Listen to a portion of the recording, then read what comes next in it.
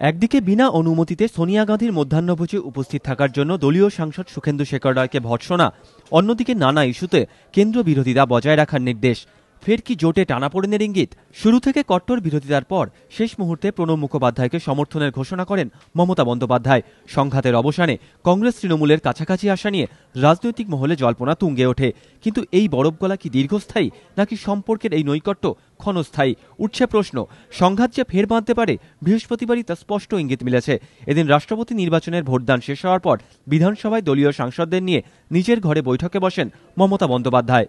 সেখানেই মুখ্যমন্ত্রী সাফ জানিয়ে দেন, প্রণববাবুকে দল সমর্থন করলেও পেনশন, বীমা ও বহু ব্র্যান্ডের খুচরো ব্যবসায় বিদেশি বিনিয়োগের প্রশ্নে তৃণমূলের নীতির কোনো পরিবর্তন ঘটবে না। আগের মতোই সংসদে তৃণমূলের বিরোধিতা অব্যাহত থাকবে।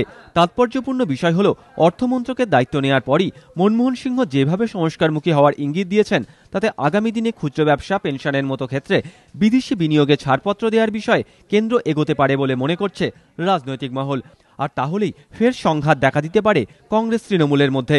তৃণমূলের আপত্তিতে একবার আলোচনা স্থগিত রাখলেও ফরওয়ার্ড ট্রেডিং নিয়েও প্রধানমন্ত্রী উদ্যোগী হয়েছেন বলে খবর। এই পরিস্থিতিতে এদিন কেন্দ্রীয় মন্ত্রিসভার বৈঠকে অনুপস্থিত ছিলেন মুকুল রায়। যদিও রাষ্ট্রপতি নির্বাচনে ভোট দিতে কলকাতায় থাকার কারণে তাঁর পক্ষে মন্ত্রিসভার বৈঠকে যোগ দেওয়া সম্ভব হবে না বলে আগেই জানিয়েছিলেন তিনি। এদিকে এরই পাশাপাশি দলের অনুমতি ছাড়াই সোনিয়া গাঁধীর মধ্যাহ্নভোজে উপস্থিত থাকার জন্য তৃণমূলের রাজ্যসভার সাংসদ সুখেন্দু শেখর রায়কে এদিন ভর্ৎসনা করেন মমতা বন্দ্যোপাধ্যায়। দলীয় সাংসদদের বৈঠকে সুখেন্দু শেখরকে তিনি বলেন, 18 তারিখ সমস্ত তৃণমূল সাংসদকে কলকাতায় থাকতে বলা হয়েছিল। দল শুধু কেটি সিংহকে মধ্যাহ্নভোজে যাওয়ার অনুমতি দিয়েছিল। অনুমতি ছাড়া আপনি কেন গিয়েছিলেন?